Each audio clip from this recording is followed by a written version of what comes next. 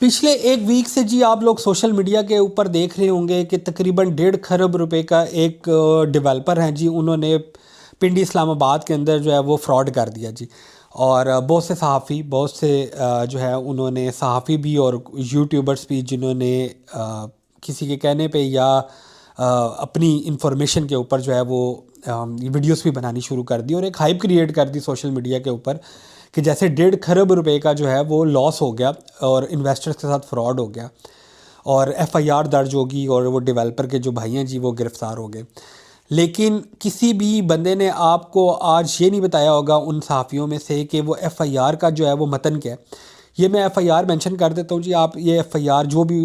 Clients जो investors जो है वो जिन्होंने इन्वेस्टमेंट की हुई है वो फैसल टाउन के अंदर वो जाके इस एफआईआर को चेक करेंगे जी। इस एफआईआर का मतन क्या है। इस एफआईआर के मतन के अंदर आपको कहीं पे भी ये चीज़ मेंशन नहीं होगी कि ये 1.5 खरब रुपए का फ्रॉड हुआ है या कोई पैसे लेके भाग गया डेवलपर। ये मतन जो है इसका एफआईआर का वो ये है कि जी आपने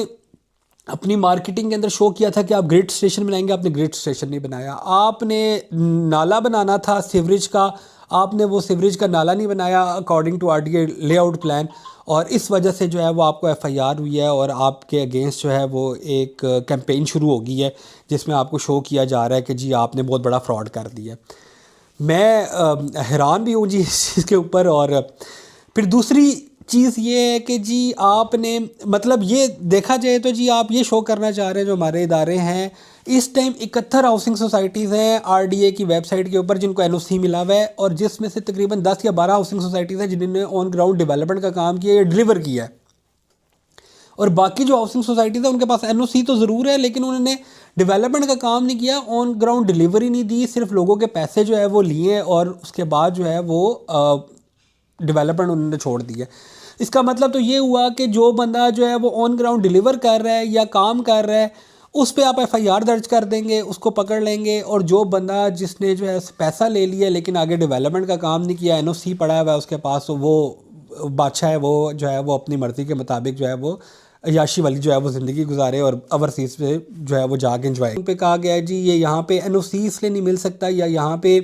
ये इलीगल फैसल टाउन फेज 2 इसलिए इलीगल है क्योंकि यहाँ पे जो एग्रीकल्चर लैंड है।